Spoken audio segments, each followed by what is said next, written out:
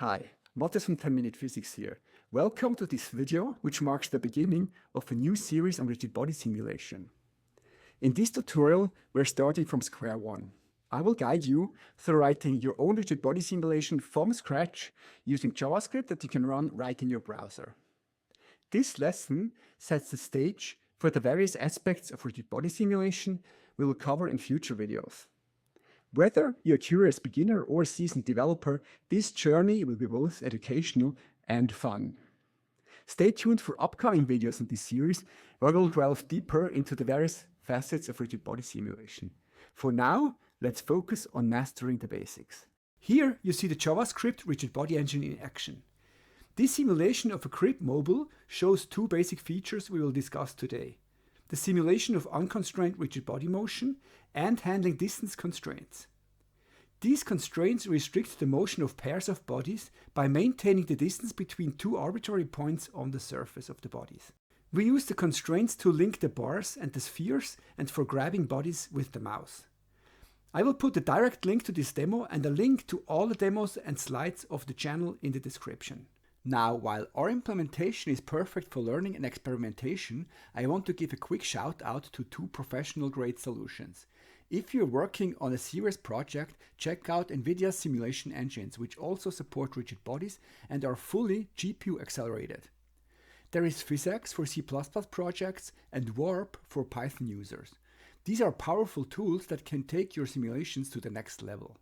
Warp supports collision handling between complex shapes, inverse kinematics, the simulation of gyroscopic effects, differential simulation for optimization, rigid and soft body interaction, height field fluids, Eulerian fluids, and SPH simulations.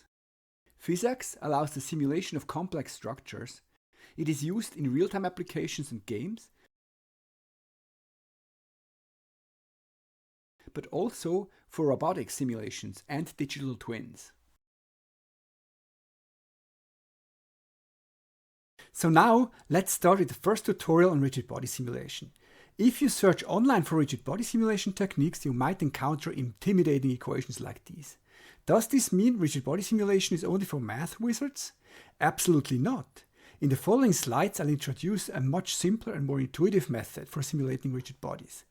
My approach makes rigid body simulation accessible to a wider range of developers, designers, and enthusiasts, not just mathematicians. We will employ position-based dynamics, an innovative method I introduced in tutorial number 9.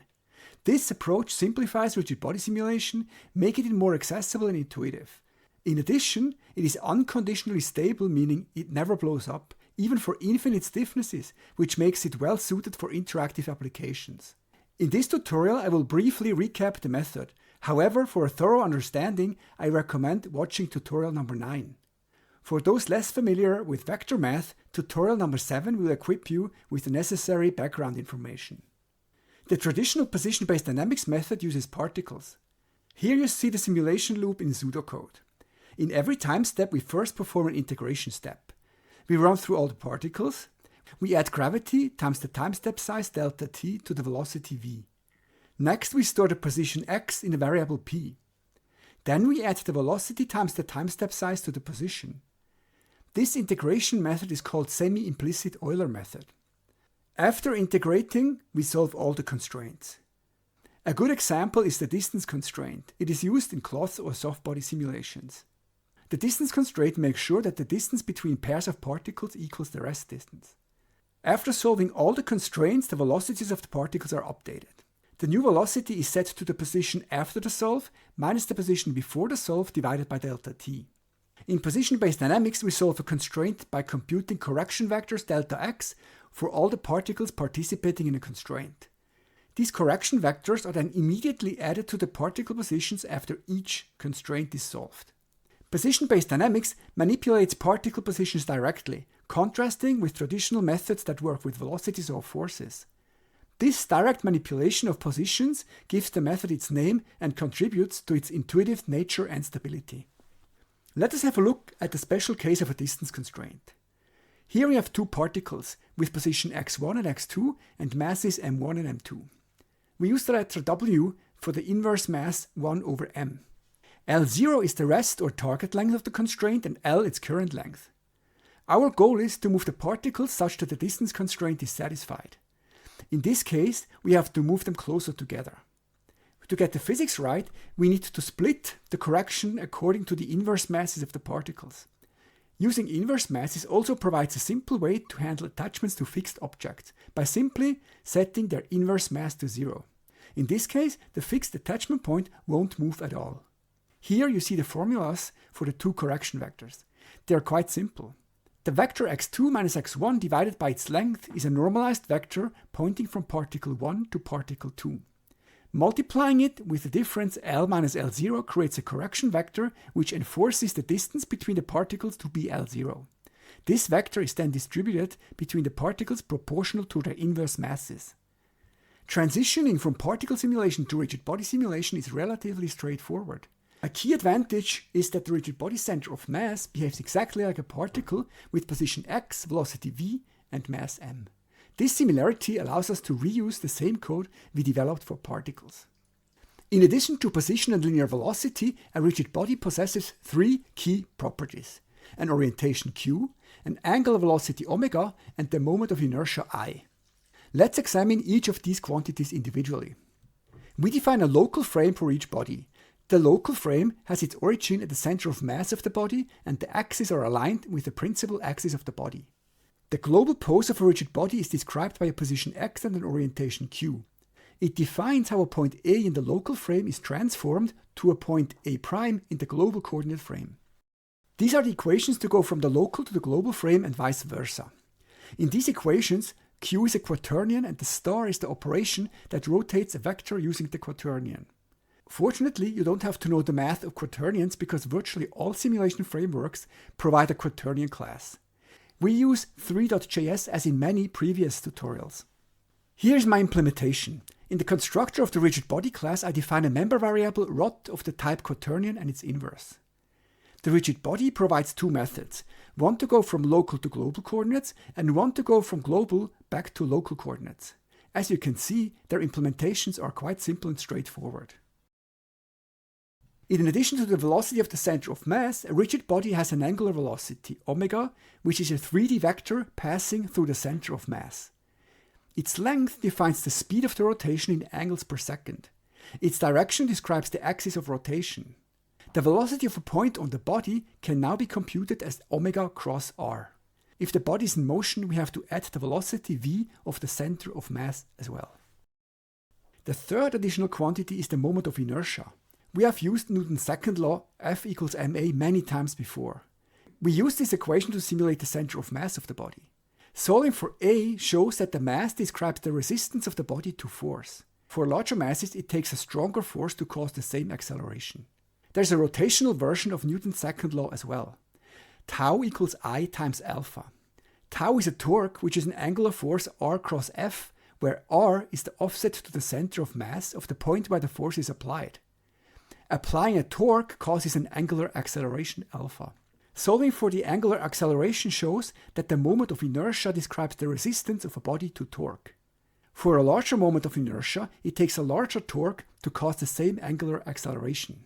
In 3 dimensions, the resistance to a torque can vary in different directions. Here we have a cylinder whose height is larger than its diameter. Here the resistance to a torque that is applied perpendicular to the axis of the cylinder is larger than the resistance to a torque applied along the axis of the cylinder. Therefore, we represent the moment of inertia by a 3x3 matrix. In a general pose of a rigid body, all the elements of this matrix are non-zero in general. If we align the body with its principal dimensions, the tensor becomes diagonal and we can store it in a 3-dimensional vector. This is what I do in my code. Then, whenever the inertia tensor is present in an equation, I transform all the quantities involved into the local frame of the body and perform the calculations there. You can find the inertia tensor for various basic shapes on Wikipedia. I will create another tutorial on how to compute the inertia tensor and other physical quantities for arbitrary triangle meshes. Now let's have a look at how we can extend the position-based dynamics algorithm to handle rigid bodies. In addition to handling the linear quantities x and v, we must now also handle the rotational quantities omega and q. We need to integrate them in time and update them after solving the constraints. A constraint can now affect both the position and the orientation of the bodies. Therefore, we compute the updates delta x and delta q for all bodies participating in the constraint.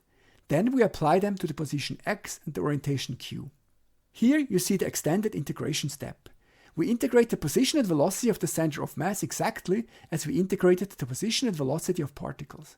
In orange, you see how the orientation and the angular velocities are updated. As for the position, we store the orientation before the solve. Next, we apply an external torque to the angular velocity if necessary. Finally, we update the orientation using the angular velocity. The JavaScript code on the right shows that the integration step is quite easy to implement. I won't derive any of those equations in this tutorial. Maybe I will create a future tutorial just about the mathematical derivations. The update of the angular velocity after the solve is quite easy to implement as well. We first compute the transformation delta q that transforms the body from the frame before the solve into the frame after the solve. Then we turn this transformation into an angular velocity. I will now show you how to generalize a distance constraint to constrain the distance between two arbitrary points on two bodies. Let us first recap the distance constraint between two particles. The constraint forces the distance between the particles to be L0. Here the current distance L is larger than L0. Therefore, we move the particles towards each other. We split the correction proportional to their inverse masses. For two rigid bodies, we specify the two attachment points relative to the center of mass by two vectors r1 and r2. To solve the constraint, we need r1 and r2 to be in the global frame. Because we typically want the points to stay in the same location of the body, we store r1 and r2 in the local frame of the bodies. Then, to solve the constraint, we rotate them back into the global frame using the body's current transformations. In our example, the current distance between the attachment points is again larger than L0. Therefore, we pull the attachment points toward each other. Doing this not only pulls the centers of mass closer together, it also causes rotations of the bodies as shown in orange. The rotations are distributed proportional to the inverse moments of inertia. I will now show you how to compute the position and the orientation updates. We are given the two vectors r1 and r2 in global space. In addition, we have a constraint direction n and a constraint distance c. The following equations are general and can be used for other constraints, as a collision constraint for instance. In the case of a distance constraint, n is the normalized vector from a1 to a2 and c L minus L0. First we compute a generalized inverse mass Wi for each body. Now we compute the scalar value lambda, which is called the Lagrange multiplier of the constraint. Here alpha is compliance, which is the inverse of physical stiffness. Having lambda, we can now update the positions and orientations of the two bodies. In position-based dynamics, we do not work with forces. However, in certain situations, we might be interested in the force acting on the constraint. Fortunately, it is straightforward to compute this force as lambda times n divided by delta t squared. This is a good point to explain the difference between position-based dynamics PBD and the extended version XPBD. Both are unconditionally stable, which means they never blow up. The difference is subtle. It is a simple modification of the formula to compute lambda. The two methods differ in how to handle soft constraints. PBD uses a scalar s between 0 and 1 and simply scales the constraint updates to make a constraint soft. This parameter is quite easy to tune. 1 means infinite stiffness and 0 disables the constraint. However, this way, the effect depends on the time step size. Objects become stiffer for smaller time steps. Therefore, s is not really a physical quantity. Fortunately, this problem can be fixed in a surprisingly simple way by modifying the formula to compute lambda. The new formula is derived from explicit Euler integration. Instead of scaling the constraint, a new term, alpha divided by delta t squared, is added to the denominator. As mentioned on the previous slide, alpha is the compliance or the inverse of physical stiffness. Since it is the inverse of physical stiffness, XPBD can also handle infinite stiffness by simply setting alpha to 0. For infinite stiffness, PBD and XPBD are identical. You can try this yourself. In my demo, start the scene called chain. Wait until the simulation comes to rest. I added quite a bit of damping in this scene. As you can see, the Lagrange multipliers yield the correct forces. The force equals 10 times the weight below the constraint. I chose gravity to be 10 meters per second squared to get nicer values. I set the compliance of the constraints to be 0.001 in this example. As you can see, in each link the elongation of the constraint is 0.001 times the force acting on it. Change the time step size and the values remain the same. The following implementation to handle distance constraints, together with the code for integration and velocity update I showed before, make up 90% of the implementation of the entire rigid body engine. We first compute C and N. Then, the inverse mass of the two bodies are computed. Next, we compute lambda using the XPBD formula. Finally, the corrections are applied to the bodies. The method to compute the generalized inverse mass of a body is a direct implementation of the equation I gave in the slides. Here you see how a correction is applied to a body. This is the position update, and here you see the orientation update. On my last slide, I show you how to use a distance constraint to drag objects with the mouse. The 2D location of a mouse can be interpreted as a ray along the camera direction. If it intersects a body, I compute the intersection point of the ray with the body. I store the distance d to the intersection point. I also store the position p in the body's local frame as r. Then I create a distance constraint with 0 rest length between the body and the fixed point in space located at p. On the mouse move event, I update the fixed point using the new mouse ray and the stored distance d. I also update the attachment point on the body using the current pose. On mouse up, I simply disable the constraint. This concludes the tutorial. I hope you enjoyed it, and I'll see you in the next one.